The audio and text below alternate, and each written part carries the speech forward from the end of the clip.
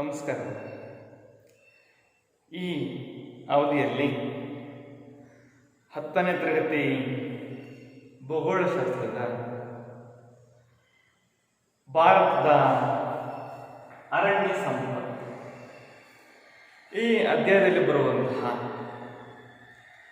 ಕಲಿಕಾಂಶಗಳ ಬಗ್ಗೆ ಸುದೀರ್ಘವಾಗಿ ತಿಳಿಯೋಣ. ಇವತ್ತು ಅನೇಕ ರೀತಿಯಾದಂತಹ ಭೂಮಿಯ ಮೇಲೆ ನೈಸರ್ಗಿಕ ಸಂಪನ್ಮೂಲಗಳನ್ನು ನೋಡಬಹುದು. ಭೂಮಿ, ಮಣ್ಣು, ನೀರು, ಅರಣ್ಯ ಸಂಪತ್ತು, ಈ ರೀತಿ ವಿವಿಧ ರೀತಿಯಲ್ಲಿ ಭೂಮಿಯ ಮೇಲೆ ನೈಸರ್ಗಿಕ ಸಂಪನ್ಮೂಲಗಳು ಬಹಳ ಪ್ರಮುಖವಾದಂತಹ ಬೆಲೆ ಬಾಳುವಂತಹ ವಸ್ತುಗಳನ್ನು ಕೂಡ ಹೊಂದಿರತಕ್ಕಂಥದ್ದನ್ನು ನೋಡಬಹುದಾಗಿದೆ. ಆ ನಿಟ್ಟಿನಲ್ಲಿ ಭಾರತದಲ್ಲಿ ಅರಣ್ಯ ಸಂಪತ್ತು ಇದು ಕೂಡ ಭಾರತದ ಪ್ರಮುಖವಾದಂತಹ ನೈಸರ್ಗಿಕ ಸಂಪನ್ಮೂಲಗಳಲ್ಲಿ ಒಂದು. ಹಾಗಾದರೆ ಅರಣ್ಯ ಎಂದರೇನು ಅನ್ನುವಂತಹ ಪ್ರಶ್ನೆ ಉದ್ಭವಿಸುವುದು. ಅರಣ್ಯ ಅಥವಾ ಅರಣ್ಯ ಸಂಪತ್ತು ವೃಕ್ಷ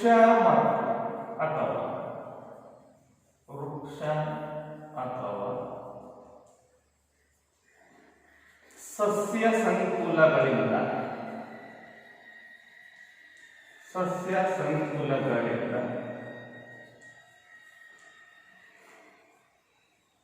ಆವರಿಸಿದ ವಿಶಾಲವಾದ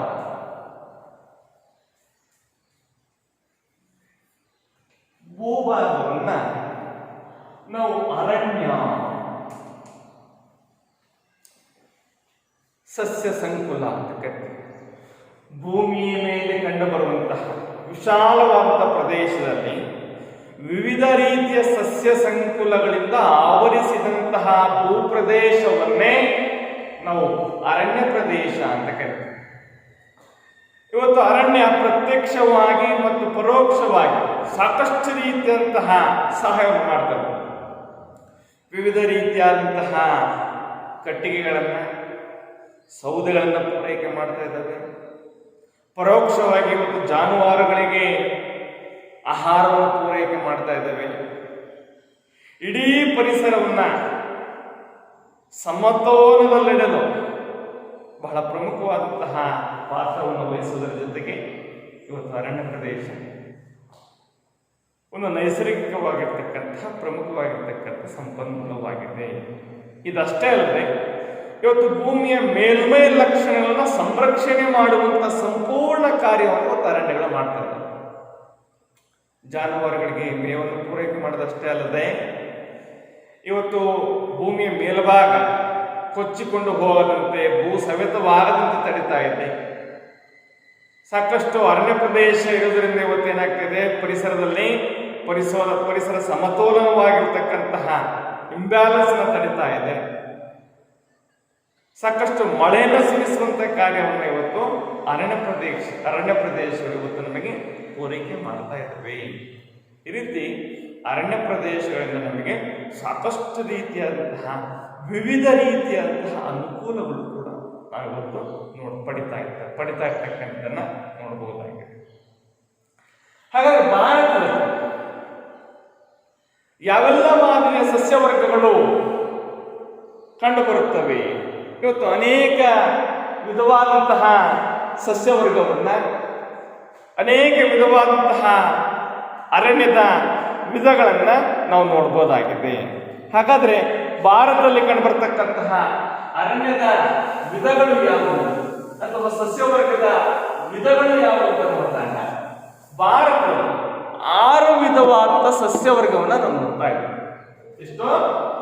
ಭಾರತದ ಸಸ್ಯವರ್ಗದ ವಿಧಗಳು.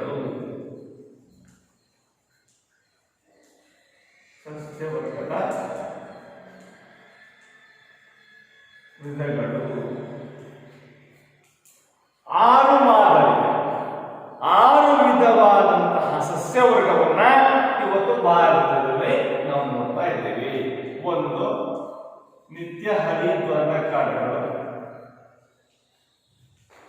ನಿತ್ಯ ಹರಿ ದ್ವರ್ಣ ಕಾಡುಗಳು. 2 ಎಲೆ ಉದುರುವ ಕಾಡುಗಳು.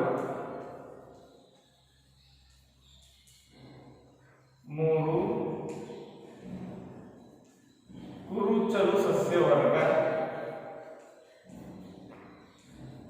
4 ಮರುಭೂಮಿ ಸಸ್ಯವರ್ಗ. 5 ಮ್ಯಾಂಗ್ರೋವ್ ಅರಣ್ಯಗಳು ಅಥವಾ ಮ್ಯಾಂಗ್ರೋವ್ ಕಾಡುಗಳು. 6 ಪರ್ವತ ಮಾದರಿ ಸಸ್ಯವರ್ಗ.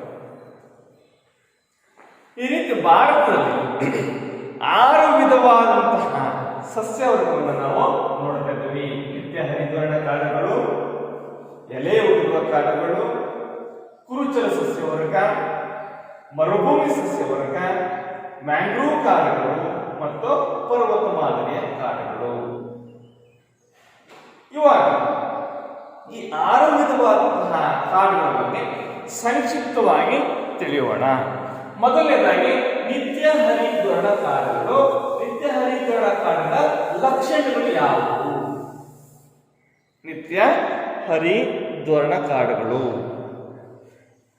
ಈ ನಿತ್ಯ ಹರಿದ್ವರ್ಣ ಕಾಡುಗಳು ಹೆಸರೇ ಸೂಚಿಸುವಂತೆ ನಿತ್ಯ, ಯಾವಾಗಲೂ, ಹರಿದ್ವರ್ಣ ಯಾವಾಗಲೂ ಹಚ್ಚ ಹಸಿರಿನಿಂದ ಕೂಡಿರುವಂತಹ ಕಾಡುಗಳನ್ನೇ ನಾವು ನಿತ್ಯ ಹರಿದ್ವರ್ಣ ಕಾಡುಗಳು ಅಂತ ಕರೀತೀವಿ. ಹಾಗಾಗಿ ನಿತ್ಯ ಹರಿದ್ವರ್ಣ ಕಾಡುಗಳ ಲಕ್ಷಣಗಳು ಏನು? ಲಕ್ಷಣಗಳು.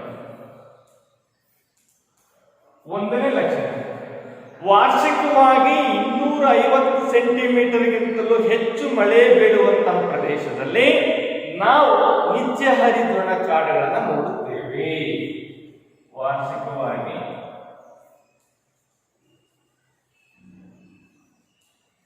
ಎಷ್ಟು ಸೆಂಟಿಮೀಟರ್ ಮಳೆ ಬೀಳಬೇಕು? 250 ಸೆಂಟಿಮೀಟರ್ ಮಳೆ ಬೀಳುವಂತ ಪ್ರದೇಶದಲ್ಲಿ ನಾವು ನಿತ್ಯ ಹರಿದ್ವರ್ಣ ಕಾಡುಗಳನ್ನ ನೋಡುತ್ತೇವೆ. 2ನೇ ಲಕ್ಷಣ, ಯಾವಾಗಲೂ ಹಚ್ಚ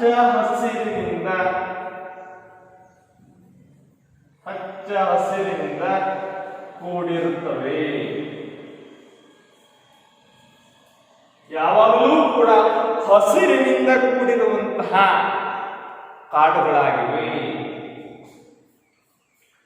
ಹಾಗಾದರೆ ಈ ಕಾಡುಗಳು ಯಾವ ಪ್ರದೇಶ, ಭಾರತದಲ್ಲಿ ಯಾವ ಪ್ರದೇಶಗಳಲ್ಲಿ ಹಂಚಿಕೆಯಾಗಿದೆ ಕಂಡುಬರುತ್ತದೆ ನೋಡೋದಾದ್ರೆ ಪಶ್ಚಿಮ ಘಟ್ಟಗಳು,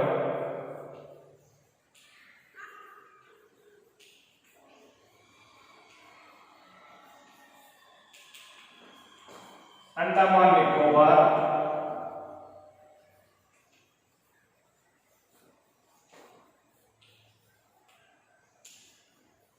ಭಾರತದ ಈಶಾನ್ಯ ರಾಜ್ಯಗಳು.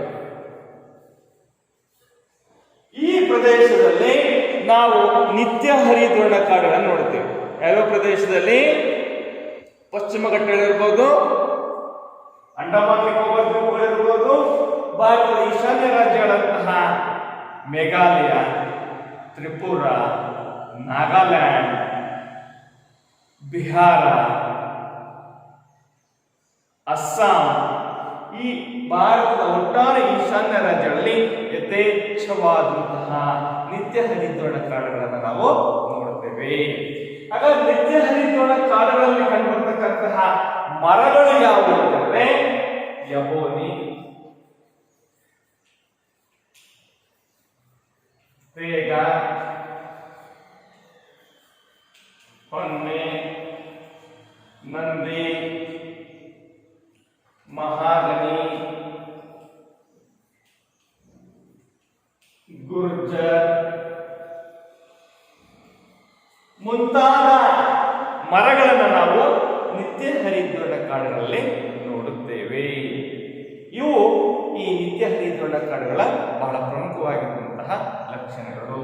ವಾರ್ಷಿಕವಾಗಿ 250 ಸೆಂಟಿಮೀಟರ್ಗಿಂತಲೂ ಕೂಡ ಹೆಚ್ಚು ಮಳೆ ಬೀಳುವಂತಹ ಪ್ರದೇಶಗಳಲ್ಲಿ ಯಾವಾಗಲೂ ಹಚ್ಚ ಹಸಿರಿನಿಂದ ಕೂಡಿರುವಂತಹ ಕಾಡುಗಳಾಗಿವೆ. ಸೂರ್ಯನ ನೆರಳು ಕೂಡ ಭೂಮಿಯನ್ನು ತಲುಪಲಿಕ್ಕೆ ಆಗುವುದಿಲ್ಲ ಈ ಅರಣ್ಯ ಪ್ರದೇಶದಲ್ಲಿ. ಅಷ್ಟೊಂದು ಎತ್ತರವಾಗಿ ಒಂದು ಮರಕ್ಕೂ ಇನ್ನೊಂದು ಮರಕ್ಕೂ ಚಪ್ಪರದಿಂದ ಹೆಣದಿರುತ್ತವೆ. ಅದರ ಎಲೆಗಳು ಚಪ್ಪರದಿಂದ ಹೆಣೆದು ಸೂರ್ಯನ ಕಿರಣಗಳು ಕೂಡ ಭೂಮಿಯನ್ನು ತಲುಪಲು ಆಗದೇ ಇರುವಂತಹ ರೀತಿಯಲ್ಲಿ ಅತಿ ಹೆಚ್ಚು ಎತ್ತರದಲ್ಲಿ ಹಚ್ಚ ಹಸಿರಿನಿಂದ ಕೂಡಿರ್ತಕ್ಕಂಥ ಕಾಡು ಅಂತ ಹೇಳಿದ್ರೆ ನಿತ್ಯ ಹರಿದ್ವರ್ಣ ಕಾಡುಗಳು. ಈ ಕಾಡುಗಳು ದಕ್ಷಿಣ ಭಾರತದ ಪಶ್ಚಿಮ ಘಟ್ಟಗಳು, ಅಂಡಮಾನ್ ಮತ್ತು ನಿಕೋಬಾರ್ ದ್ವೀಪಗಳು, ಹಾಗೆಯೇ ಭಾರತದ ಈಶಾನ್ಯ ರಾಜ್ಯಗಳಲ್ಲಿ ಕಂಡುಬರ್ತಕ್ಕಂಥದ್ದು. ಈ ಕಾಡುಗಳಲ್ಲಿ ಕಂಡುಬರ್ತಕ್ಕಂಥ ಮರಗಳು ಅಂತಂದ್ರೆ ಎಬೋನಿ, ತೇಗ, ನಂದಿ, ಹೊನ್ನೆ, ಮಹಾಗನಿ, ಚಂಪಾ, ಗುರ್ಜರ್ ಈ ರೀತಿ ಅನೇಕ ರೀತಿಯ ವಿವಿಧ ರೀತಿಯ ಸಸ್ಯವರ್ಗವನ್ನ ಸಸ್ಯ ಸಂಕುಲವನ್ನ ನಾವು ನಿತ್ಯ ಹರಿದ್ವರ್ಣ ಕಾಡುಗಳಲ್ಲಿ ನೋಡುತ್ತೇವೆ. ಇದು ನಿತ್ಯ ಹರಿದ್ವರ್ಣ ಕಾಡುಗಳಿಗೆ ಸಂಬಂಧಪಟ್ಟಂತಹ ಖುಷಿ. ಹಾಗೆಯೇ ಎರಡನೇ ಒಂದು ಬಹಳ ಪ್ರಮುಖವಾಗಿರ್ತಕ್ಕಂತಹ ಸಸ್ಯವರ್ಗ ಅಂದರೆ ಎಲೆ ಉದುರುವ ಸಸ್ಯವರ್ಗ ಅಥವಾ ಮಾನ್ಸೂನ್ ಮಾದರಿಯ ಸಸ್ಯವರ್ಗ. ಉಷ್ಣವಲಯದ ಎಲೆ ಉದುರುವ ಕಾಡುಗಳು. ಉಷ್ಣವಲಯದ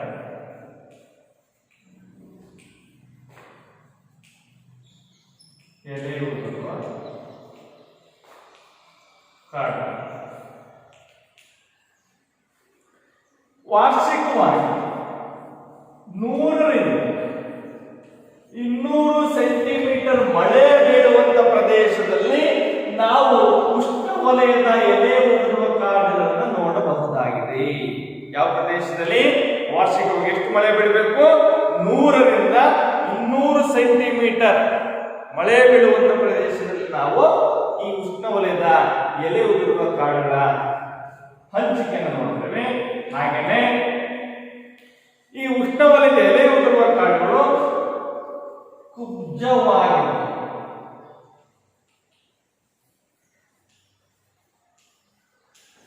ಮತ್ತು ಅಲ್ಲಲ್ಲಿ ವಿರಳವಾಗಿವೆ. ಇದಷ್ಟೇ ಅಲ್ಲ, ಬೇಸಿಗೆಯ ಪ್ರಾರಂಭದಲ್ಲಿ ಮರದ ಎಲೆಗಳು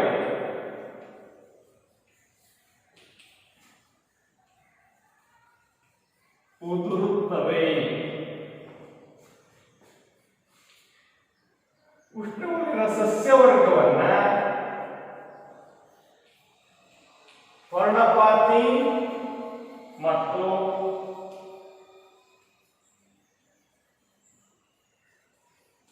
ಮಾನ್ಸೂನ್ ಮಾದರಿಯ ಸಸ್ಯವರ್ಗ ಎಂದು ಕೂಡ ಕರೆಯುತ್ತಾರೆ. ಈ ಉಷ್ಣವಲಯದ ಸಸ್ಯವರ್ಗವನ್ನ ಪರ್ಣಪಾತಿ ಅಂತ ಕೂಡ ಕರೀತೇವೆ. ಹಾಗೆಯೇ ಮಾನ್ಸೂನ್ ಕಾಡುಗಳು ಅಂತ ಕೂಡ ಕರಿತೇವೆ. ಯಾವ ಕಾರಣಕ್ಕಾಗಿ ಮಾನ್ಸೂನ್ ಮಾದರಿಯ ಕಾಡುಗಳು ಅಂತ ಕರಿತೇವೆ ಅಂತಂದ್ರೆ, ಬೇಸಿಗೆ ಪ್ರಾರಂಭದಲ್ಲಿ ಮರದ ಎಲೆಗಳು ಉದುರುವುದರಿಂದ ಈ ವರ್ಗದ ಸಸ್ಯವರ್ಗವನ್ನ, ಉಷ್ಣವಲಯದ ಸಸ್ಯವರ್ಗವನ್ನು ನಾವು ಮಾನ್ಸೂನ್ ಮಾದರಿ ಸಸ್ಯವರ್ಗ ಎಂದು ಕೂಡ ಕರೆಯುತ್ತೇವೆ. ಮನಸ್ಸಿಗೆ ಪ್ರಮುಖವಾಗಿ ಕೇಳ್ತಕ್ಕಂಥ ಪ್ರಶ್ನೆ. ಉಷ್ಣವಲಯದ ಸಸ್ಯವರ್ಗವನ್ನ ಮಾನ್ಸೂನ್ ಮಾದರಿ ಸಸ್ಯವರ್ಗ ಎಂದು ಕರೆಯುತ್ತಾರೆ. ಕಾರಣ ಕೊಡಿ. ಕಾರಣ ಏನು? ಬೇಸಿಗೆಯ ಪ್ರಾರಂಭದಲ್ಲಿ ಮರದ ಎಲೆಗಳು ಉದುರುವುದರಿಂದ ಈ ಉಷ್ಣವಲಯದ ಎಲೆ ಉದುರುವ ಕಾಡುಗಳನ್ನ ಮಾನ್ಸೂನ್ ಮಾದರಿ ಸಸ್ಯವರ್ಗ ಎಂದು ಕೂಡ ಕರೆಯುತ್ತೇವೆ. ಇದಷ್ಟೇ ಅಲ್ಲ, ಯಾವ ಯಾವ ಪ್ರದೇಶದಲ್ಲಿ ಈ ಒಂದು ಕಾಡುಗಳು ಹಂಚಿಕೆ ಆಗಿದೆ ಅಂದರೆ ಕೇರಳ, ಮಹಾರಾಷ್ಟ್ರ, ಕರ್ನಾಟಕ, ಛೋಟಾ ನಾಗಪುರ ಪ್ರಸ್ತವ,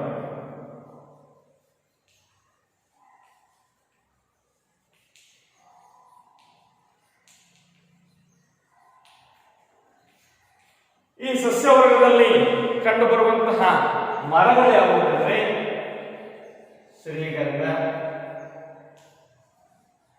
ತೇಗ, ಬೀಟೆ, ಮಾವು, ಹಲಸು ಎಕ್ಸೆಟ್ರಾ. ಇವು ಈ ಸಸ್ಯವರ್ಗದಲ್ಲಿ ಕಂಡುಬರ್ತಕ್ಕಂಥ ಮರಗಳು. ವಾರ್ಷಿಕವಾಗಿ 100ರಿಂದ 200 ಸೆಂಟಿಮೀಟರ್ ಮಳೆ ಬೀಳುವಂತ ಪ್ರದೇಶದಲ್ಲಿ ಕಂಡುಬರುತ್ತದೆ.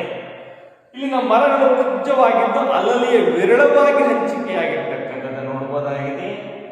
ಈ ಕಾಡಿನ ವಿಶೇಷವಾದಂತಹ ಲಕ್ಷಣ ಅಂತಂದ್ರೆ ಬೇಸಿಗೆಯ ಪ್ರಾರಂಭದಲ್ಲಿ ಮರದ ಎಲೆಗಳು ಉದುರುತ್ತವೆ. ಬೇಸಿಗೆ ಪ್ರಾರಂಭದಲ್ಲಿ ಮರದ ಎಲೆಗಳು ಉದುರುವುದರಿಂದ ಈ ಕಾಡುಗಳನ್ನು ನಾವು ಮಾನ್ಸೂನ್ ಮಾದರಿಯ ಕಾಡುಗಳು ಎಂದು ಕೂಡ ಕರೆಯುತ್ತೇವೆ.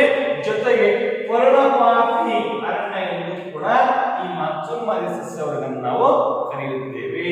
ಹಾಗಾದ್ರೆ ಯಾವ ಯಾವ ರಾಜ್ಯಗಳ ಹಂಚಿಕೆಯಾಗಿದೆ ಅಂತಂದ್ರೆ ಬಹುತೇಕ ಭಾರತದ ಅತಿ ಹೆಚ್ಚು ಭಾಗ ಕಂಡುಬರತಕ್ಕಂತಹ ಕಾಡು ಅಂತಂದ್ರೆ ಉಷ್ಣವಲಯದ ಎಲೆಯುಳ್ಳ ಸಸ್ಯವರ್ಗನೇ ಭಾರತದಲ್ಲಿ ಅತಿ ಹೆಚ್ಚು ಕಂಡುಬರುವಂತಹ ಸಸ್ಯವರ್ಗವಾಗಿದೆ.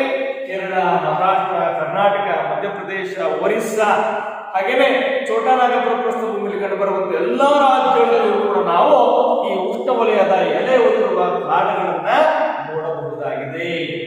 ಶ್ರೀಗಂಧ, ತೇಗ, ಬೀಟೆ, ಹೊನ್ನೆ, ಮಾವು ಏನು ಯಾವ ಯಾವ ಮರದ ಎಲೆಗಳು ಉದುರುತ್ತವೆಯೋ ಆ ಎಲ್ಲಾ ಮರಗಳು ಕಂಡುಬರ್ತಕ್ಕಂಥದ್ದು ಕೂಡ ಉಷ್ಣವಲಯದ ಎಲೆ ಉದುರುವ ಕಾಡುಗಳಲ್ಲಿ ಕಂಡುಬರುವಂತಹ ಬಹಳ ಪ್ರಮುಖವಾಗಿರ್ತಕ್ಕಂತಹ ಸಸ್ಯ ವರ್ಗವಾಗಿದೆ. ಇದು ಕೂಡ ಬಹಳ ಪ್ರಮುಖವಾಗಿ ಭಾರತದಲ್ಲಿ ಕಂಡುಬರುವಂತಹ ಸಸ್ಯವರ್ಗದ ವಿಧಗಳಲ್ಲಿ ಒಂದಾಗಿದೆ. ಹಾಗಾದ್ರೆ ಮೂರನೆಯ ಸಸ್ಯವರ್ಗ ಅಂತಂದ್ರೆ ಕುರುಚಲು ಮತ್ತು ಹುಲ್ಲುಗಾವಲನ್ನು ಒಳಗೊಂಡಿರತಕ್ಕಂತಹ ಸಸ್ಯವರ್ಗ.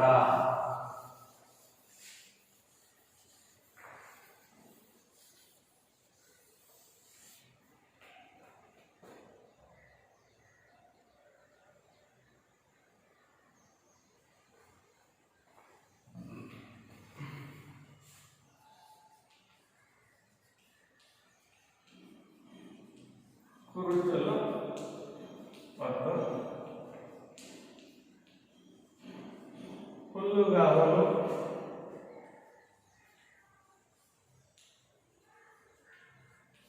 ಸಸ್ಯವರ್ಗ.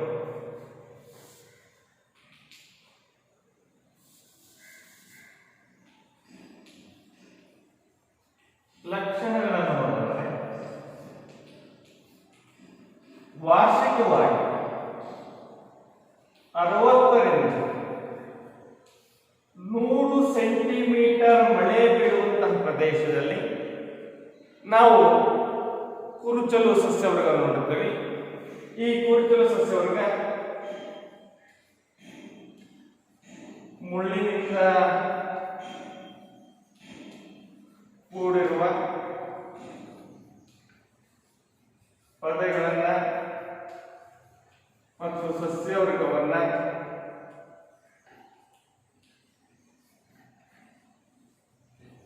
ಹೊಂದಿದೆ. ಈ ಕುರುಚಲು ಸಸ್ಯವರ್ಗ ರಾಜಸ್ಥಾನದ ತಾರ್ ಮರುಭೂಮಿ,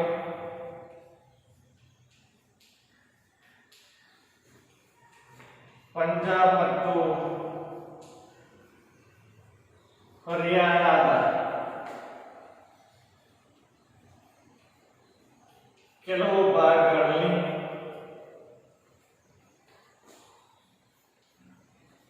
ಕಾರ್ಡಮಮ್ ಬೆಟ್ಟಗಳಲ್ಲಿ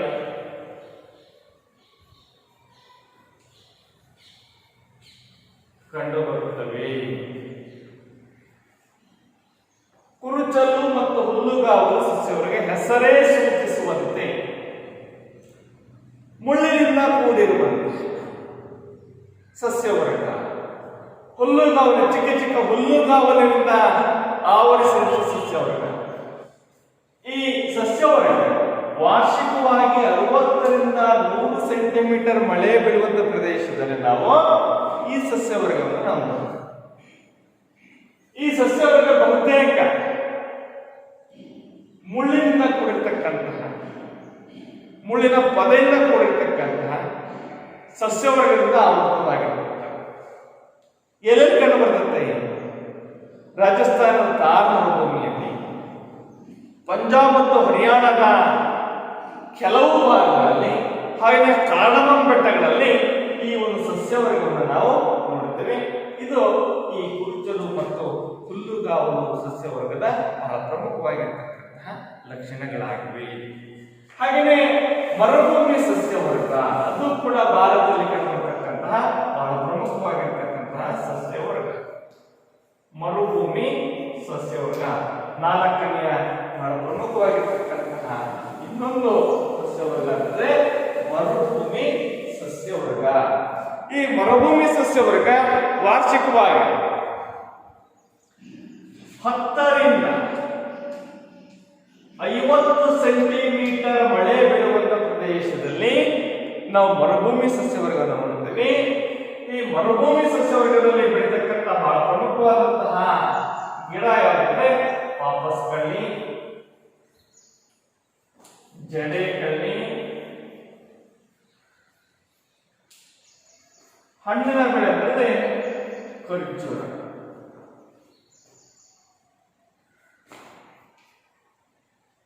ಬೇರುಗಳು ಆಳವಾಗಿದ್ದು ಮರಗಳು ಕುಬ್ಜವಾಗಿರುತ್ತವೆ.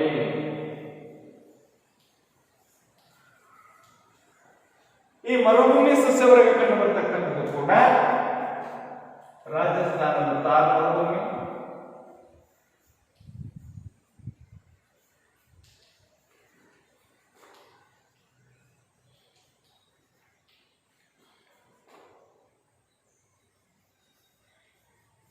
ಪಂಜಾಬ್ ಮತ್ತು ಹರಿಯಾಣದ ಕೆಲವು ಭಾಗಗಳಲ್ಲಿ ನಾವು ಈ ಮರುಭೂಮಿ ಸಸ್ಯವರ್ಗವನ್ನು ನೋಡ್ತೀವಿ. ಇಲ್ಲಿ ಪಂಜಾಬ್,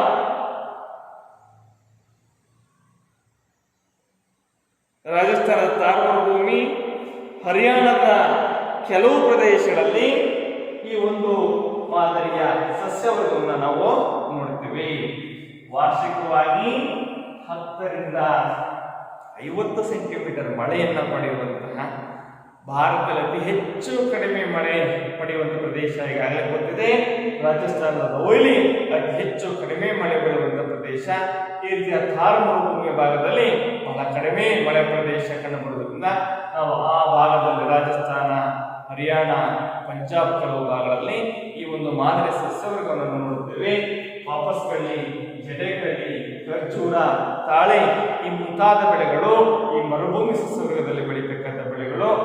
ಈ ಸಸ್ಯವರ್ಗದಲ್ಲಿ ಕಂಡುಬರ್ತಕ್ಕಂಥ ಮರಗಳ ಬೇರುಗಳು ಬಹಳಷ್ಟು ಆಳವಾಗಿದ್ದು ಮರಗಳು ಕುಬ್ಜವಾಗಿರುತ್ತವೆ. ಕುಬ್ಜದ ಅರ್ಥ ಚಿಕ್ಕದಾಗಿರ್ತವೆ. ಮರಗಳು ಚಿಕ್ಕವಾಗಿದ್ದು ಬೇರುಗಳು ಆಳವಾಗಿರ್ತಕ್ಕಂತಹ ಲಕ್ಷಣವನ್ನು ಹೊಂದಿರುತ್ತವೆ. ಈ ರಾಜಸ್ಥಾನ ಥಾರ್ ಮತ್ತೆ ಪಂಜಾಬ್, ಹರಿಯಾಣದ ಕೆಲವು ಪ್ರದೇಶಗಳಲ್ಲಿ ಈ ಮರುಭೂಮಿ ಸಸ್ಯವರ್ಗವನ್ನು ನಾವು ನೋಡುತ್ತೇವೆ. ಇದಿಷ್ಟು ಮರುಭೂಮಿ ಸಸ್ಯವರ್ಗದ ಲಕ್ಷಣಗಳು. ಹಾಗೆ ಇನ್ನೊಂದು ಬಹಳ ಪ್ರಮುಖವಾಗಿರ್ತಕ್ಕಂಥ ಸಸ್ಯವರ್ಗ ಅಂತಂದ್ರೆ ಪರ್ವತ ಮಾದರಿಯ ಕಾಡುಗಳು. ಎಂಥ ಕಾಡುಗಳು? ಪರ್ವತ ಮಾದರಿಯ ಕಾಡುಗಳು. ಹಾಗಾದ್ರೆ ಪರ್ವತ ಮಾದರಿಯ ಕಾಡುಗಳು ಅಂತಂದ್ರೆ ಪರ್ವತ ಮಾದರಿ ಸಸ್ಯವರ್ಗ, ಪರ್ವತ ಮಾದರಿ ಸಸ್ಯವರ್ಗ. ಪರ್ವತಗಳ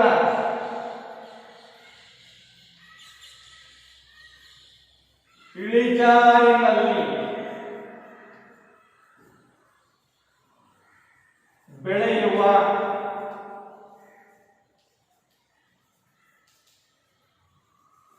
ಸಸ್ಯವರ್ಗವೇ ಪರ್ವತ ಮಾದರಿಯ ಅರಣ್ಯವಾಗಿದೆ. ಎತ್ತರವಾಗಿರುವಂತಹ ಪರ್ವತ ಪ್ರದೇಶಗಳಲ್ಲಿ ಈ ರೀತಿ ಎತ್ತರವಾಗಿರುವಂತಹ ಪರ್ವತ ಪ್ರದೇಶಗಳಲ್ಲಿ, ಇಳಿಜಾರು ಪ್ರದೇಶಗಳಲ್ಲಿ ಈ ರೀತಿ ಪರ್ವತಗಳ ಇಳಿಜಾರು ಪ್ರದೇಶಗಳಲ್ಲಿ ಬೆಳೆಯುವಂತಹ ಸಸ್ಯವರ್ಗವನ್ನು ನಾವು ಪರ್ವತ ಮಾದರಿಯ ಕಾಡುಗಳು ಅಂತ ಕರಿತೀವಿ. ಹಾಗಾದ್ರೆ ಈ ಪರ್ವತ ಮಾದರಿಯ ಕಾಡುಗಳಲ್ಲಿ ಬೆಳೆಯುವಂತಹ ಬಹಳ ಪ್ರಮುಖವಾಗಿರ್ತಕ್ಕಂತಹ ಮರಗಳು ಅಂದರೆ ಓಕ್, ಚೆಸ್ಟ್ನಟ್,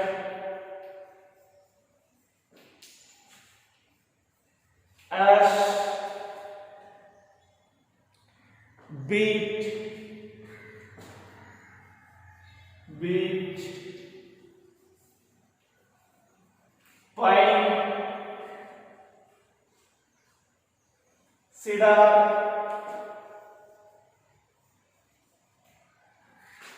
ಸ್ಪ್ರೂಸ್ ಮುಂತಾದ ಮರಗಳು ಈ ಅರಣ್ಯದಲ್ಲಿ ಕಂಡುಬರತಕ್ಕಂತಹ ಮರಗಳು. ಹಾಗಾಗಿ ಈ ಮಾದರಿಯ ಸಸ್ಯವರ್ಗ ಎಲ್ಲರೂ ಕಂಡುಬರ್ತದೆ ಅಂತಂದ್ರೆ ಹೆಚ್ಚಾಗಿ ಭಾರತದ ಈಶಾನ್ಯ ರಾಜ್ಯಗಳಲ್ಲಿ, ಹಿಮಾಲಯ ಪರ್ವತದ ಪ್ರದೇಶಗಳಲ್ಲಿ ಈ ಒಂದು ಮಾದರಿಯ ಸಸ್ಯವರ್ಗವನ್ನು ನಾವು ನೋಡುತ್ತೇವೆ. ಪರ್ವತಗಳ ಇಳಿಜಾರು ಪ್ರದೇಶಗಳಲ್ಲಿ ಬೆಳೆಯುವಂತಹ ಸಸ್ಯವರ್ಗವನ್ನ ನಾವು ಪರ್ವತ ಮಾದರಿಯ ಸಸ್ಯವರ್ಗ ಅಂತ ಕರಿತೀವಿ. ಈ ಮಾದರಿಯ ಸಸ್ಯವರ್ಗದಲ್ಲಿ ಇಲ್ಲಿ ಎರಡಕ್ಕೆ ಕೇಳ್ತಾರೆ, ಪರ್ವತ ಮಾದರಿಯ ಅರಣ್ಯ ಪ್ರದೇಶದಲ್ಲಿ ಕಂಡು ಬರುವಂತಹ ಸಸ್ಯವರ್ಗಗಳನ್ನ ಹೆಸರಿಸಿ ಅಥವಾ ಮರಗಳನ್ನ ಹೆಸರಿಸಿ ಅಂತ ಹೇಳಿದ್ರೆ oak, chestnut, ash, beech, pine, cedar, spruce ಮುಂತಾದಂತಹ ಮರಗಳು ಈ ಸಸ್ಯವರ್ಗದಲ್ಲಿ ಬೆಳೆಯುತ್ತವೆ. ಇದಿಷ್ಟು ಪರ್ವತ ಮಾದರಿಯ ಸಸ್ಯವರ್ಗದ ಬಗ್ಗೆ. ಹಾಗೆ ಭಾರತದ ಕೊನೆಯ ಸಸ್ಯವರ್ಗ ಅಂದರೆ ಮ್ಯಾಂಗ್ರೋವ್ ಅರಣ್ಯಗಳು.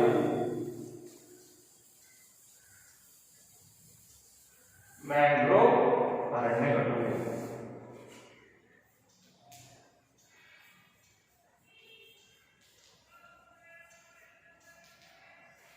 ಈ ಮ್ಯಾಂಗ್ರೋವ್ ಸಸ್ಯವರ್ಗದ ಬಹಳ ಪ್ರಮುಖವಾಗಿರ್ತಕ್ಕಂಥ ಲಕ್ಷಣ ಅಂತ ಹೇಳಿದ್ರೆ ನದಿಗಳ ಅಳಿವೆ ಪ್ರದೇಶಗಳಲ್ಲಿ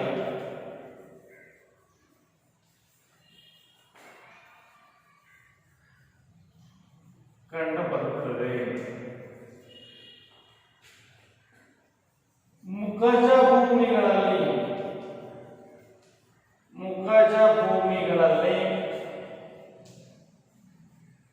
ಕಂಡುಬರುತ್ತದೆ.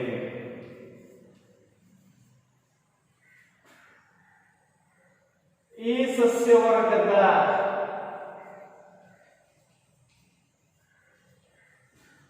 ಮರಗಳು ವಿಶೇಷವಾಗಿ ಬಿಡಿಲುಗಳನ್ನ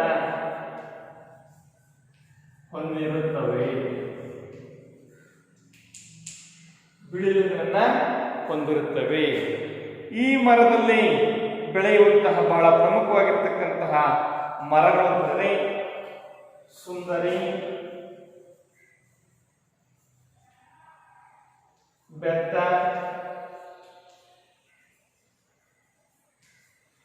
ಕೆಂದಾಳೆ, ಕೇದಿಗೆ,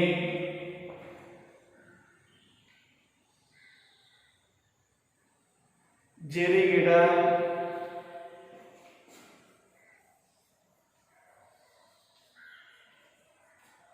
ಮುಂತಾದ ಗಿಡಗಳು ಈ ಅರಣ್ಯದಲ್ಲಿ ಬೆಳೆತಕ್ಕಂಥ ಬೆಳೆಗಳು. ಈಗ ಮ್ಯಾಂಗ್ರೋವ್ ಸಸ್ಯವರ್ಗದ ಲಕ್ಷಣಗಳನ್ನು ನೋಡೋಣ. ನದಿಗಳ ಅಳಿವೆ ಪ್ರದೇಶ ಅಂದ್ರೆ ನದಿಗಳ ಎರಡೂ ಭಾಗಗಳಲ್ಲಿ, ಎರಡೂ ದಡಗಳಲ್ಲಿ, ಇಕ್ಕೆಲಗಳಲ್ಲಿ ಈ ಒಂದು ಸಸ್ಯವರ್ಗ ಕಾಣಬಹುದು. ಹೆಚ್ಚಾಗಿ ಯಾವ ಪ್ರದೇಶ ಜೌಗು ಪ್ರದೇಶವಾಗಿರುತ್ತದೋ, ಸಂಪೂರ್ಣ ವರ್ಷ ನೀರಿನಿಂದ ಆವೃತವಾಗಿರುತ್ತದೋ ಆ ಪ್ರದೇಶದಲ್ಲಿ ನಾವು ಈ ಮ್ಯಾಂಗ್ರೋವ್ ಸಸ್ಯವರ್ಗವನ್ನು ನೋಡ್ತೇವೆ. ಜೊತೆಗೆ ನದಿ ಮುಖಜ ಭೂಮಿಗಳು, ಮುಖಜ ಭೂಮಿ ಅಂದ್ರೆ ನದಿ ಸಮುದ್ರವನ್ನ ಸೇರುವಂತಹ ಸ್ಥಳವನ್ನ ನಾವು ಮುಖಜ ಭೂಮಿ ಅಂತ ಕರಿತೀವಿ. ಭಾರತದಲ್ಲಿ ಗಂಗಾ ನದಿ ವಿಶಾಲವಾದಂತಹ ಮುಖಜ ಭೂಮಿಯನ್ನು ಸೃಷ್ಟಿ ಮಾಡಿದೆ. ಆ ಮುಖಜ ಭೂಮಿಯಲ್ಲಿ ನಾವು ಮ್ಯಾಂಗ್ರೋವ್ ಮಾದರಿಯ ಸಸ್ಯವರ್ಗವನ್ನು ನೋಡ್ತೀವಿ. ಈ ಮ್ಯಾಂಗ್ರೋವ್ ಮಾದರಿಯ ಸಸ್ಯವರ್ಗ ಯಾವಾಗಲೂ ಕೂಡ ಬಿಳಿಲು, ವಿಶೇಷವಾಗಿರ್ತಕ್ಕಂಥ ಲಕ್ಷಣ ಅಂದ್ರೆ ಬಿಳಿಲುಗಳನ್ನ ಹೊಂದಿರುತ್ತದೆ. ಬಿಳಿಲು ಅಂದ್ರೆ ಆಲದ ಯಾವ ರೀತಿಯಾಗಿ ಬೇರುಗಳು ಬಿದ್ದಿರುತ್ತವೆಯೋ ಆ ಬೇರುಗಳನ್ನು ನಾವು ಬಿಳಿಲುಗಳನ್ನ ಕರಿತೀವಿ. ಆ ವಿಶೇಷವಾಗಿ ಈ ಸಸ್ಯವರ್ಗದ ಮರಗಳು ಬಿಳಿಲುಗಳನ್ನು ಹೊಂದಿರುತ್ತವೆ. ಈ ಸಸ್ಯವರ್ಗದಲ್ಲಿ ಕಂಡುಬರುವಂತಹ ಮರಗಳು ಯಾವುದೇ ಪ್ರಮುಖವಾಗಿ ಸುಂದರಿ, ಗಂಗಾ ನದಿಯ ಮುಖಜ ಭೂಮಿಯನ್ನ ಸುಂದರ ವನ ಎಂದು ಕೂಡ ಕರೀತೇವೆ. ಯಾಕೆ ಸುಂದರ ವನ ಅಂತ ಕರಿತೇವೆ ಅಂತ ಹೇಳಿದ್ರೆ ಗಂಗಾ ನದಿಯ ಮುಖಜ ಭೂಮಿಯಲ್ಲಿ ಸುಂದರಿ ಎಂಬ ಮರಗಳು ಕಂಡುಬರುವುದರಿಂದ ಆ ಒಂದು ಪ್ರದೇಶವನ್ನು ನಾವು ಸುಂದರಿ ಅಥವಾ ಸುಂದರವನ ಅಂತ ಕರಿತೀವಿ. ಸುಂದರಿ, ಬೆತ್ತ, ಚಂದಾಳೆ, ಕೇದಿಗೆ, ಜೇರಿಗಿಡ ಎಲ್ಲ ಸಸ್ಯಗಳನ್ನ, ಮರಗಳನ್ನು ನಾವು ಮ್ಯಾಂಗ್ರೋವ್ ಸಸ್ಯವರ್ಗದಲ್ಲಿ ನೋಡ್ತೀವಿ. ಇದಿಷ್ಟು ಮ್ಯಾಂಗ್ರೋವ್ ಸಸ್ಯವರ್ಗದ ಲಕ್ಷಣಗಳು. ಇನ್ನ ಮುಂದಿನ ಅಂಶ ಭಾರತದಲ್ಲಿ ಅರಣ್ಯ ಹಂಚಿಕೆ. ಭಾರತದಲ್ಲಿ ಅರಣ್ಯ ಹಂಚಿಕೆ.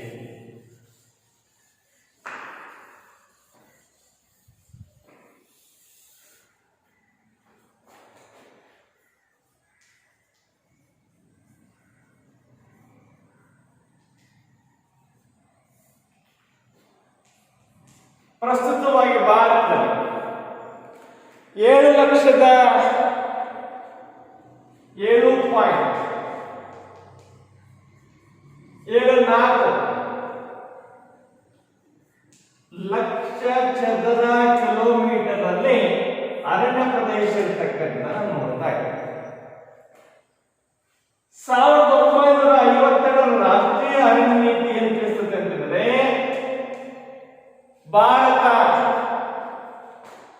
ಪರಿಸರ ಸಮತೋಲನವನ್ನು ಹೊಂದಿರಬೇಕಾದ್ರೆ 33% ಅರಣ್ಯ ಪ್ರದೇಶವನ್ನು ಹೊಂದಿರಲೇಬೇಕು. ಆಗ ಮಾತ್ರ ಭಾರತದಲ್ಲಿ ಪರಿಸರ ಸಮತೋಲನದಿಂದ ಇರಲು ಸಾಧ್ಯ ಅನ್ನುವಂಥ ಅಂಶವನ್ನ ತಿಳಿಸುತ್ತದೆ. ಎಷ್ಟಿರಬೇಕು? ಕನಿಷ್ಠ 33% ಕೂಡ ಭಾರತದಲ್ಲಿ ಅರಣ್ಯ ಪ್ರದೇಶ ಇರಬೇಕು. ಆದರೆ ಪ್ರಸ್ತುತವಾಗಿ ಭಾರತದ ಅರಣ್ಯ ಪ್ರದೇಶ ಎಷ್ಟಿದೆ ಅಂದ್ರೆ 17-18% ಇರ್ತಕ್ಕಂಥದನ್ನ ನೋಡ್ತಾ ಇದ್ದೇವೆ. ಇನ್ನೂ ಕೂಡ ನಮಗೆ 15% ಅರಣ್ಯ ಪ್ರದೇಶದ ಕೊರತೆ ಇದೆ. 1950 ರಾಷ್ಟ್ರೀಯ ಅರಣ್ಯ ನೀತಿ ಭಾರತದಲ್ಲಿ ಕನಿಷ್ಠ ಶೇಕಡ ಪ್ರಮಾಣ 33% ಇರಬೇಕು. ಇವತ್ತು ಪ್ರಪಂಚದ ಒಟ್ಟಾರೆ ಎಲ್ಲ ಭೂಪ್ರದೇಶದಲ್ಲಿ 29% ಪ್ರತಿ ದೇಶ ಹೊಂದಿರಬೇಕು. ಆದ್ರೆ ಭಾರತ ಈ ಪ್ರಸ್ತುತ ಹೊಂದಿರತಕ್ಕಂಥದ್ದು ಎಷ್ಟಿದೆ? ಕನಿಷ್ಠ ಅಂದ್ರೆ ಕೇವಲ ಬರೀ ಭಾರತದಲ್ಲಿ ಇವತ್ತು ನಾವು ಅರಣ್ಯ ಪ್ರದೇಶದ 17-18% ಅರಣ್ಯ ಪ್ರದೇಶವನ್ನು ಮಾತ್ರ ನೋಡ್ತಾ ಇದ್ವಿ. ಯಾಕೆಂದ್ರೆ ಇವತ್ತು ಅರಣ್ಯ ಪ್ರದೇಶವನ್ನ ಹಲವಾರು ಉದ್ದೇಶಗಳಿಂದಾಗಿ ಇವತ್ತು ಅರಣ್ಯ ಪ್ರದೇಶ ಏನಾಗಿದೆ? ನಾಶವಾಗ್ತಾ ಇದೆ. ಈ ರೀತಿ ಅರಣ್ಯ ಹಂಚಿಕೆ ಬಂದ್ರೆ ಇವತ್ತು ಒಟ್ಟಾರೆ ಭೂಪ್ರದೇಶದಲ್ಲಿ 23% ಭೂಪ್ರದೇಶ ಅರಣ್ಯ ಪ್ರದೇಶದಿಂದಲೇ ಆವೃತವಾಗಿದೆ. ಭಾರತ 7.74 ಲಕ್ಷ ಚದರ ಕಿಲೋಮೀಟರ್ನಲ್ಲಿ ಇವತ್ತು ಅರಣ್ಯ ಪ್ರದೇಶ ಭಾರತ ಭೂಪ್ರದೇಶದಲ್ಲಿ ಆವೃತವಾಗಿರ್ತಕ್ಕಂಥದ್ದು. ಒಟ್ಟಾರೆ ಭೂಪ್ರದೇಶದಲ್ಲಿ 23% ಇವತ್ತು ಅರಣ್ಯ ಪ್ರದೇಶದಿಂದ ಹಂಚಿಕೆಯಾಗಿದೆ. 52 ರಾಷ್ಟ್ರೀಯ ಅರಣ್ಯ ನೀತಿ ಏನು ತಿಳಿಸುತ್ತೆ? ಕನಿಷ್ಠ ಭಾರತ 33% ಅರಣ್ಯ ಪ್ರದೇಶವನ್ನು ಹೊಂದಿರಬೇಕು. ಆದ್ರೆ ಇವತ್ತೇನಾಗಿದೆ? ಅರಣ್ಯ ಪ್ರದೇಶ ಅಷ್ಟು ಇಲ್ಲ. ಇವತ್ತು ಭಾರತ 18% ಅರಣ್ಯ ಪ್ರದೇಶವನ್ನ ಹೊಂದಿದೆ. ಇನ್ನ ಅರಣ್ಯ ಸಂರಕ್ಷಣೆ ಎನ್ನುವಂಥ ವಿಚಾರ ಬಂದ್ರೆ, ಅರಣ್ಯ ಸಂರಕ್ಷಣೆ ಇವತ್ತು ಅರಣ್ಯಗಳು ಭಾರತದ ಆರ್ಥಿಕ ಪ್ರಗತಿಯಲ್ಲಿ ಬಹಳ ಪ್ರಮುಖವಾಗಿರ್ತಕ್ಕಂಥ ಪಾತ್ರವನ್ನು ವಹಿಸ್ತಾ ಇದ್ದಾವೆ. ಇವತ್ತು ಅರಣ್ಯ ಪ್ರದೇಶಗಳು ಏನಾಗ್ತಿದ್ದಾವೆ? ದಿನೇ ದಿನೇ ತನ್ನ ನಾಶವನ್ನ ಅವನತಿಯನ್ನ ಹೊಂದ್ತಾ ಇದ್ದಾವೆ. ಹಾಗಾದ್ರೆ ಅರಣ್ಯ ನಾಶಕ್ಕೆ ಕಾರಣಗಳು ಏನು? ಪ್ರಶ್ನೆ ಕೇಳ್ತಾರೆ. ಎರಡಕ್ಕೆ ಕೇಳಬಹುದು. ಅರಣ್ಯ ನಾಶಕ್ಕೆ ಕಾರಣಗಳು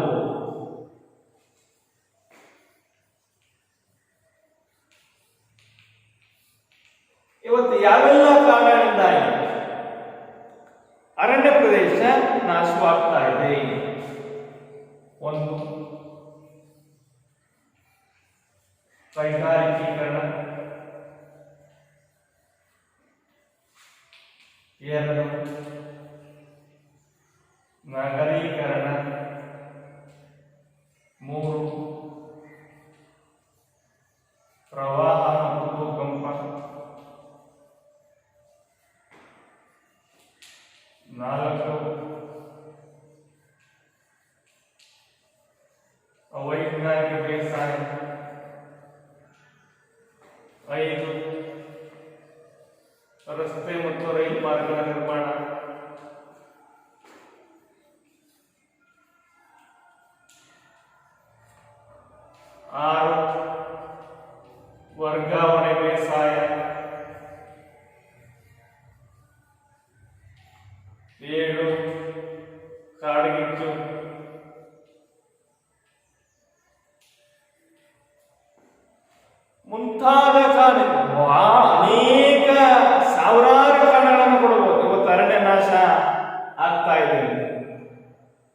ಯಾವೆಲ್ಲ ಕಾರಣಗಳಿಂದಾಗಿ ಇವತ್ತು ಭಾರತದಲ್ಲಿ ಅರಣ್ಯನಾಶವಾಗ್ತಾ ಇದೆ?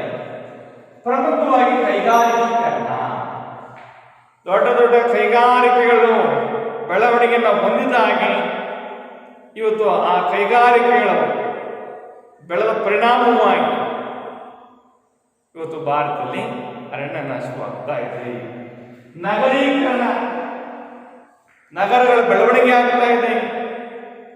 ಯಾವ ಬೆಟ್ಟ ಗುಡ್ಡ ಯಾವ ಪ್ರದೇಶಗಳನ್ನು ಕೂಡ ನೋಡ್ತಾ ಇಲ್ಲ. ಕಾಡನ್ನ ಕಡೆಯೋದು, ನಗರ ಸೃಷ್ಟಿ ಮಾಡೋದು, ಕೈಗಾರಿಕೆಗಳನ್ನು ಸ್ಥಾಪನೆ ಮಾಡೋದು, ಅತಿಯಾದಂತಹ ನಗರೀಕರಣ. ಇದಷ್ಟೆಲ್ಲ ಪ್ರವಾಹದಿಂದಾಗಿ, ಭೂಕಂಪ, ಅವೈಜ್ಞಾನಿಕ ಬೇಸಾಯ, ರಸ್ತೆ ಮತ್ತು ರೈಲು ಮಾರ್ಗಗಳ ನಿರ್ಮಾಣದಿಂದಾಗಿ ಯಾವ ಬೆಟ್ಟವನ್ನು ನೋಡುತ್ತಿಲ್ಲ, ಗುಡ್ಡವನ್ನು ನೋಡುತ್ತಿಲ್ಲ, ಯಾವ ಪ್ರದೇಶದಲ್ಲಿ ಬೇಕಾದ್ರೂ ಕೂಡ ಏನ್ ಮಾಡ್ತಿದ್ದೀವಿ? ಇವತ್ತು ನಾವು ರಸ್ತೆ ಮಾರ್ಗ ನಿರ್ಮಾಣ ಮಾಡ್ತಿದ್ದೀವಿ, ರೈಲು ಮಾರ್ಗವನ್ನು ನಿರ್ಮಾಣ ಮಾಡ್ತಿದ್ದೀವಿ. ಹಂತ ಹಂತವಾಗಿ ಅವು ಕುಸಿತಕ್ಕೊಳಗಾಗ್ತಾ ಇದ್ದಾವೆ. ಆ ಪ್ರದೇಶವಿರ್ತಕ್ಕಂಥ ಅರಣ್ಯ ಪ್ರದೇಶವೂ ಕೂಡ ಭೂಮಿಯ ಪಾಲಾಗ್ತಾ ಇದೆ, ಭೂಗರ್ಭದಲ್ಲಿ ಹುದುಗಿ ಹೋಗ್ತಾ ಇದೆ. ಮತ್ತೊಮ್ಮೆ ನಾವು ಗಿಡ ಬಿದ್ದಂತಹ ಜಾಗದಲ್ಲಿ, ಮರ ಬಿದ್ದಂತಹ ಜಾಗದಲ್ಲಿ ಸಸ್ಯಗಳನ್ನ ಏನು ಮಾಡ್ತಾ ಇಲ್ಲ, ನೆಡ್ತಾ ಇಲ್ಲ. ಇದಷ್ಟೇ ಅಲ್ಲ, ವರ್ಗಾವಣೆ ಬೇಸಾಯ. ರೈತರು ಏನ್ ಮಾಡ್ತಾರೆ? ಯಾವ ಪ್ರದೇಶದಲ್ಲಿ ಅರಣ್ಯ ಪ್ರದೇಶವನ್ನ ಕಡಿಯೋದು, ಒಂದು 10ರಿಂದ 15 ವರ್ಷದಷ್ಟು ಬೇಸಾಯ ಮಾಡ್ತಕ್ಕಂಥದ್ದು, ಆ ಭಾಗದಲ್ಲಿ ಫಲವತ್ತತೆ ಕಡಿಮೆ ಆಗ್ತದೆ, ಇನ್ನೊಂದು ಪ್ರದೇಶಕ್ಕೆ ಹೋಗ್ತಕ್ಕಂಥದ್ದು ವರ್ಗಾವಣೆ ಬೇಸಾಯ. ಕಾಡ್ಗಿಚ್ಚು.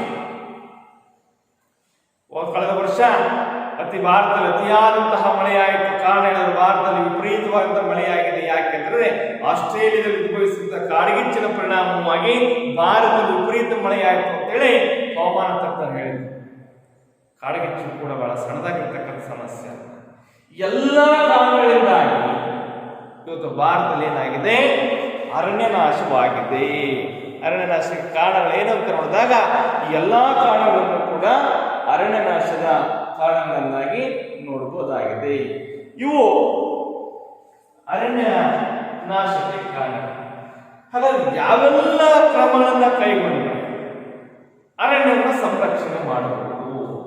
ಅರಣ್ಯ ಸಂರಕ್ಷಣೆಯ ಕ್ರಮಗಳು ಯಾವುವು?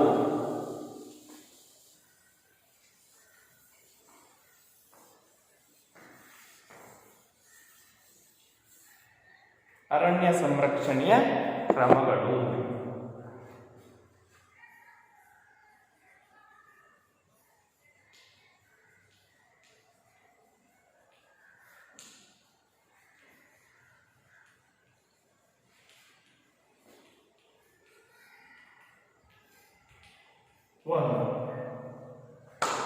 ಏನ್ ಮಾಡಬೇಕು? ಸಾಮಾಜಿಕ ಅರಣ್ಯಗಳನ್ನ ಬೆಳೆಸುವುದು.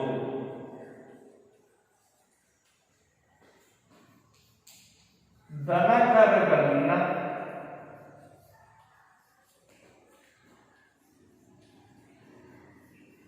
ಅರಣ್ಯ ಪ್ರದೇಶಗಳಲ್ಲಿ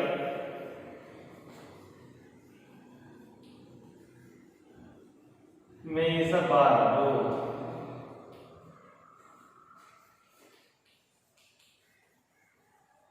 ಕೀಟ ನಿಯಂತ್ರಣ.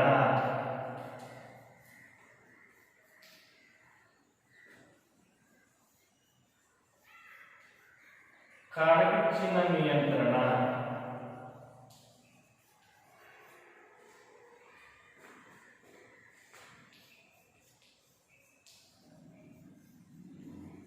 ಅರಣ್ಯ ಕಾಯ್ದೆ ಜಾರಿ.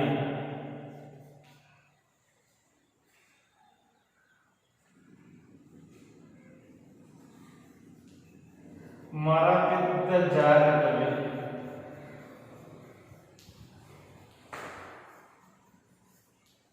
ಸಸ್ಯಗಳನ್ನು ನೆಡುವುದು. ಮರ ಬಿದ್ದ ಜಾಗದಲ್ಲಿ ಸಸ್ಯಗಳನ್ನು ನೆಡುವುದು.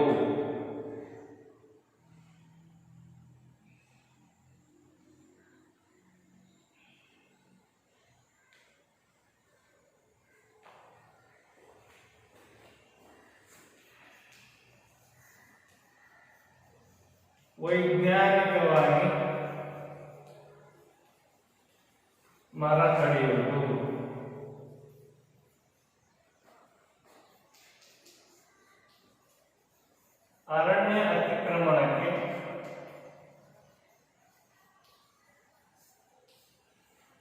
ತಡೆ ನೀಡುವುದು,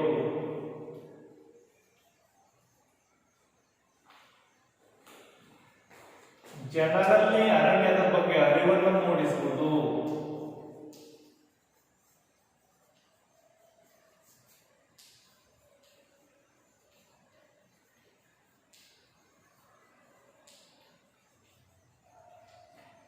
ಈ ಕ್ರಮಗಳನ್ನು ಕೈಗೊಂಡಾಗ ನಾವು ಅರಣ್ಯವನ್ನು ಸಂರಕ್ಷಣೆ ಮಾಡಬಹುದು. ಒಂದನೇದಾಗಿ ಸಾಮಾಜಿಕ ಅರಣ್ಯಗಳನ್ನು ಬೆಳೆಸ್ತೇವೆ. ಸಾಮಾಜಿಕ ಅರಣ್ಯ ಅಂದ್ರೆ ಸಮಾಜದ ಉದ್ದೇಶಕ್ಕಾಗಿಯೇ, ಜನರ ಉದ್ದೇಶಕ್ಕಾಗಿಯೇ, ಕೈಗಾರಿಕೆಗಳ ಉದ್ದೇಶಕ್ಕಾಗಿಯೇ ಸಾಮಾಜಿಕ ಅರಣ್ಯಗಳನ್ನು ಬೆಳೆಸ್ತೇವೆ. ಉದಾಹರಣೆಗೆ ನೀಲಗಿರಿ, ಮತ್ತೆ ಕಾಗದವನ್ನ ನಿರ್ಮಾಣ ಮಾಡುವಂತಹ ಪ್ಲೈವುಡ್ಗಳನ್ನ ಉತ್ಪಾದಿಸುವಂತಹ ಮರಗಳನ್ನು ಸಾಮಾಜಿಕವಾಗಿ ಕಡಿಯುವುದಕ್ಕೆ ಬರುವಂತಹ ಸಮತಟ್ಟಾದ ಪ್ರದೇಶದಲ್ಲಿ ಸಾಮಾಜಿಕ ಅರಣ್ಯಗಳನ್ನು ಬೆಳೆಸ್ತಕ್ಕಂಥದ್ದು. ದನಕರುಗಳನ್ನ ಅರಣ್ಯ ಪ್ರದೇಶದಲ್ಲಿ ಮೇಯಿಸದೇ ಇರತಕ್ಕಂಥವನ್ನ ನಿಯಂತ್ರಣ ಮಾಡ್ತಕ್ಕಂಥದ್ದು, ಕೀಟ ನಿಯಂತ್ರಣ ಮಾಡ್ತಕ್ಕಂಥದ್ದು, ಕಾಡ್ಗಿಚ್ಚಿನ ನಿಯಂತ್ರಣ ಮಾಡ್ತಕ್ಕಂಥದ್ದು, ಅರಣ್ಯದ ಅತಿಕ್ರಮಣವನ್ನ ಅಂದ್ರೆ ಒತ್ತುವರಿ ಮಾಡ್ತಕ್ಕಂಥದ್ದನ್ನ ನಿಯಂತ್ರಣ ಮಾಡ್ತಕ್ಕಂಥದ್ದು, ಅರಣ್ಯ ಕಾಯ್ದೆಯನ್ನು ಪರಿಣಾಮಕಾರಿಯಾಗಿ ಜಾರಿಗೆ ತರ್ತಕ್ಕಂಥದ್ದು, ಮರವಿದ್ದ ಜಾಗದಲ್ಲಿ ಸಸ್ಯವನ್ನ ನೆಡುವಂತಹ ಕಾರ್ಯವನ್ನ ವೈಜ್ಞಾನಿಕವಾದಂತಹ ರೀತಿಯಲ್ಲಿ ಮರವನ್ನ ಕಡಿಯುವಂಥದ್ದು. ಇದಷ್ಟೇ ಅಲ್ಲ, ಜನರಲ್ಲಿ ಅರಣ್ಯದ ಬಗ್ಗೆ, ಅರಣ್ಯ ಇದ್ರೆ ಯಾವೆಲ್ಲ ರೀತಿಯ ಅನುಕೂಲಗಳಾಗುತ್ತವೆ ಅನ್ನುವಂತಹ ವಿಷಯಗಳನ್ನ ಮೂಡಿಸ್ತಕ್ಕಂಥದ್ದು. ಎಲ್ಲ ಕ್ರಮಗಳು ಅರಣ್ಯವನ್ನ ಸಂರಕ್ಷಣೆ ಮಾಡುವಂತಹ ಬಹಳ ಪ್ರಮುಖವಾಗಿರ್ತಕ್ಕಂತಹ ಕ್ರಮಗಳಾಗಿವೆ. ಈ ಎಲ್ಲ ಕ್ರಮಗಳನ್ನು ಕೈಗೊಂಡಾಗ, ಪರಿಣಾಮಕಾರಿಯಾಗಿ ಜಾರಿಗೆ ಬಂದಾಗ ಭಾರತದಲ್ಲಿ ಏನ್ ಮಾಡಬಹುದು? ಅರಣ್ಯವನ್ನ ಸಂರಕ್ಷಣೆ ಮಾಡಬಹುದು. ಹಾಗೆ ಅರಣ್ಯದ ಇನ್ನೊಂದು ಬಹಳ ಪ್ರಮುಖವಾಗಿರ್ತಕ್ಕಂತಹ ಭಾಗ ಅಂದರೆ ವನ್ಯಜೀವಿ ಧಾಮಗಳು.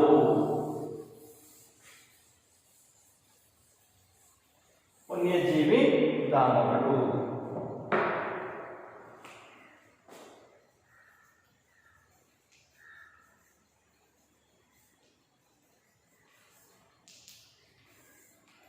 ವನ್ಯಜೀವಿ ಧಾಮಗಳು ಅಂದ್ರೆ ಮೂಲ ಪ್ರದೇಶದಲ್ಲಿ ಪ್ರಾಣಿಗಳನ್ನ ಸಾಕುವುದನ್ನ ನಾವು ವನ್ಯಜೀವಿ ಧಾಮ. ವನ್ಯ ಅಂದ್ರೆ ಕಾಡು, ಅಂದ್ರೆ ಕಾಡಿನಲ್ಲಿ ಕಾಡು ಪ್ರಾಣಿಗಳನ್ನು ಬಹಳ ವಿಶೇಷವಾಗಿ ಸಂರಕ್ಷಣೆ ಮಾಡುವಂತಹ ಸ್ಥಳಗಳನ್ನು ನಾವು ವನ್ಯಜೀವಿ ಧಾಮಗಳು ಅಂತ ಕರಿತೀವಿ. ಅಂದ್ರೆ ಅವುಗಳ ಮೂಲ ಪ್ರದೇಶ. ಈ ಕಾಡು ಪ್ರಾಣಿಗಳ ಮೂಲ ಪ್ರದೇಶ ಯಾವುದು? ಬಹಳ ದೊಡ್ಡ ದೊಡ್ಡ ಕಾಡು ಪ್ರಾಣಿಗಳನ್ನ ಅವುಗಳ ಮೂಲ ಸ್ಥಳದಲ್ಲಿಯೇ ರಕ್ಷಣೆ ಮಾಡುವಂತ ಸ್ಥಳಗಳಲ್ಲಿದೆಯಲ್ಲ, ಆ ಸ್ಥಳಗಳೇ ವನ್ಯಜೀವಿ ಧಾಮಗಳು. ಇವತ್ತು ಭಾರತದಲ್ಲಿ 500ಕ್ಕೂ ಹೆಚ್ಚಿನ ವನ್ಯಜೀವಿ ಧಾಮಗಳನ್ನ ನೋಡಬಹುದಾಗಿದೆ. ಆ ವನ್ಯಜೀವಿ ಧಾಮ ಹೆಚ್ಚಾಗಿ ತಮಿಳುನಾಡು, ನಮ್ಮ ಕರ್ನಾಟಕಕ್ಕೆ ಬಂದರೆ ದಾಂಡೇಲಿ, ಭದ್ರಾ, ತಲಕಾವೇರಿ ಈ ಪ್ರದೇಶದಲ್ಲಿಯೂ ಕೂಡ ನಾವು ವನ್ಯಜೀವಿ ಧಾಮಗಳನ್ನು ನೋಡ್ತೇವೆ. ತಮಿಳುನಾಡಿಗೆ ಬಂದರೆ ಅಣ್ಣಾಮಲೈ ಮತ್ತು ಮಧುಮಲೈ ಅನ್ನುವಂತಹ ಪ್ರದೇಶದಲ್ಲಿಯೂ ಕೂಡ ಈ ವನ್ಯಜೀವಿ ಧಾಮಗಳು ಕಂಡು ಬರ್ತವೆ. ತೆಲಂಗಾಣಕ್ಕೆ ಬಂದರೆ ನಾಗಾರ್ಜುನ ಸಾಗರ, ಕೇರಳದಲ್ಲಿ ಪೆರಿಯಾರ್, ಹಾಗೆಯೇ ರಾಜಸ್ಥಾನಕ್ಕೆ ಬಂದರೆ ಭರತ್ಪುರ್, ರಣತಂಬೋರ್, ಅಸ್ಸಾಮಿಗೆ ಅಂದರೆ ಮಾನಸ, ಪಶ್ಚಿಮ ಬಂಗಾಳಕ್ಕೆ ಬಂದರೆ ಜಲ್ದಪಾರ್. ಈ ರೀತಿ ಕಾಡು ಪ್ರಾಣಿಗಳನ್ನ ಅವುಗಳ ಮೂಲ ಸ್ಥಳದಲ್ಲಿ ಸಂರಕ್ಷಣೆ ಮಾಡುವಂತಹ ತಾಣಗಳನ್ನ, ಸ್ಥಳಗಳನ್ನು ನಾವು ವನ್ಯಜೀವಿ ಧಾಮಗಳು ಅಂತ ಕರಿತೀವಿ. ಕರ್ನಾಟಕದಲ್ಲಿ ಬಿಳಿಗಿರಿ ರಂಗನಮಠ, ಭದ್ರಾ ಇವೆಲ್ಲ ಪ್ರದೇಶಗಳಲ್ಲೂ ಕೂಡ ನಾವು ವನ್ಯಜೀವಿ ಧಾಮಗಳನ್ನು ನೋಡಬಹುದಾಗಿದೆ. ಇಷ್ಟೇ ಅಲ್ಲದೆ ಕರ್ನಾಟಕ ಭಾರತದಲ್ಲಿ ರಾಷ್ಟ್ರೀಯ ಉದ್ಯಾನವನಗಳು ಕೂಡ ಏನಿದ್ದಾವೆ? ರಾಷ್ಟ್ರೀಯ ಉದ್ಯಾನವನಗಳು.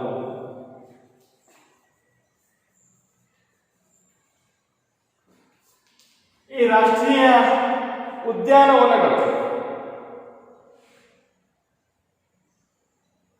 ಇವತ್ತು ಭಾರತದಲ್ಲಿ ಕಂಡುಬರ್ತಕ್ಕಂಥ ಬಹಳ ಪ್ರಮುಖವಾಗಿರ್ತಕ್ಕಂತಹ ರಾಷ್ಟ್ರೀಯ ಉದ್ಯಾನಗಳ ಉದ್ದೇಶ ಏನಂದ್ರೆ ಸಾರ್ವಜನಿಕ ವಿಹಾರ ಮತ್ತು ವೈಜ್ಞಾನಿಕ ಹಿತದೃಷ್ಟಿಯಿಂದ ನೈಸರ್ಗಿಕ ಸೌಂದರ್ಯ ಮತ್ತು ಸಸ್ಯ ಮತ್ತು ಪ್ರಾಣಿ ಸಂಕುಲ ಸೌಂದರ್ಯವನ್ನು ಹೆಚ್ಚು ಮಾಡತಕ್ಕಂಥದ್ದೇ ಈ ರಾಷ್ಟ್ರೀಯ ಉದ್ಯಾನವನಗಳ ಬಹಳ ಪ್ರಮುಖವಾಗಿರ್ತಕ್ಕಂಥ ಉದ್ದೇಶ.